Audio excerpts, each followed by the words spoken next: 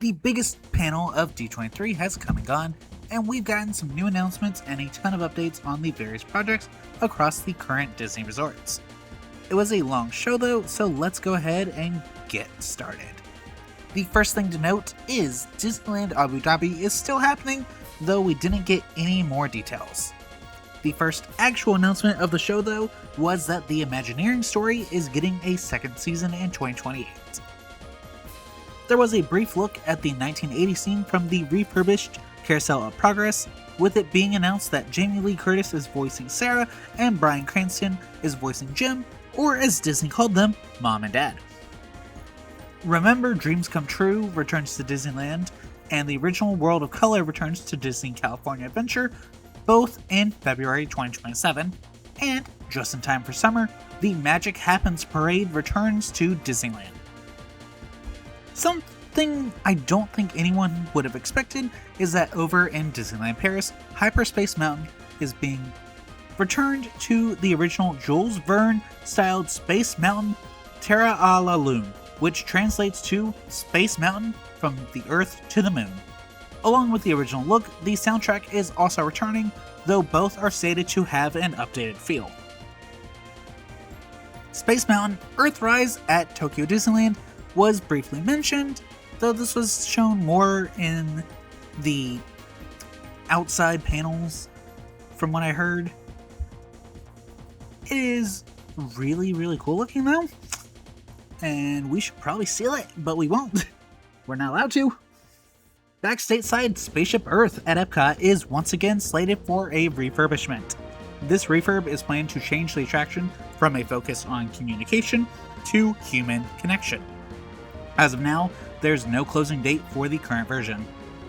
Over in Disney's Animal Kingdom, the Yeti is going to be brought back to life after roughly 20 years of being the Disco Yeti, which means either they figured out a way to fix the old Yeti that wasn't utilized during the fairly long 2022 refurb, or they're just going to cover it up and put a new one nearby.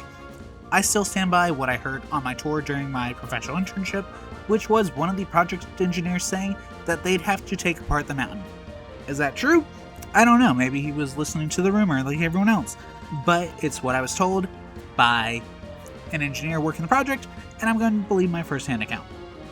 The Avengers Pavilion at Hong Kong Disneyland was showcased, with their seemingly Tower of Terror style ride being the main focus. Over at Shanghai Disney Resort, there's an entire land going to be dedicated exclusively to Spider-Man, starting with a brand new coaster featuring Spider-Man and the Spider-Bots. Stopping in Disney California Adventure, we were once again shown info about Avengers Infinity Defense and Stark Flight Lab for Avengers Campus. Part of this included a pre-show featuring Ms. Marvel, and several of the major Avengers are reprising their roles for this pre-show.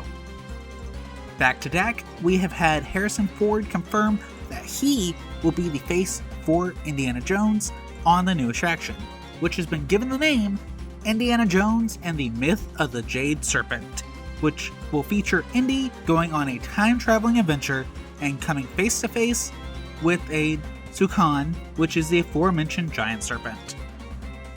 At the front of Tropical Americas is El Carousel de los Animales. Wow, I should not be allowed to say anything that is not English, which Google Translate to the Little Animal Carousel.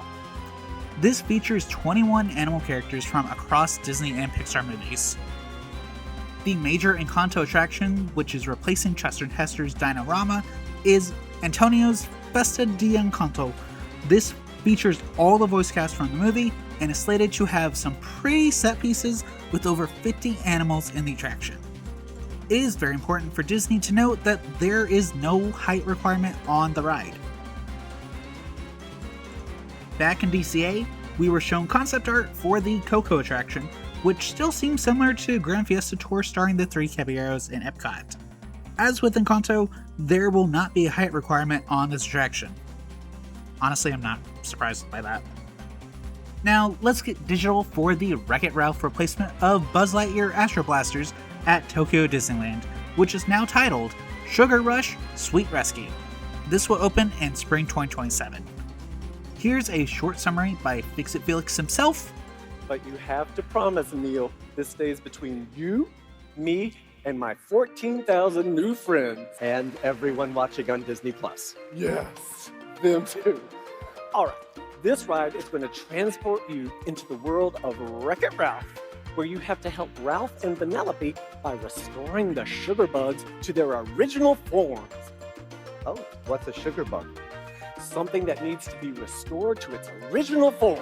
Piston Peak National Park and Magic Kingdom finally had the name of the attractions revealed.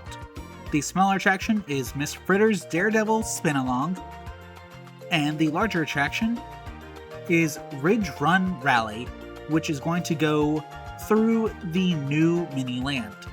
As part of this section, we also got a small ad for Cars Lightning Racers, which is coming to Disney Junior and Disney+.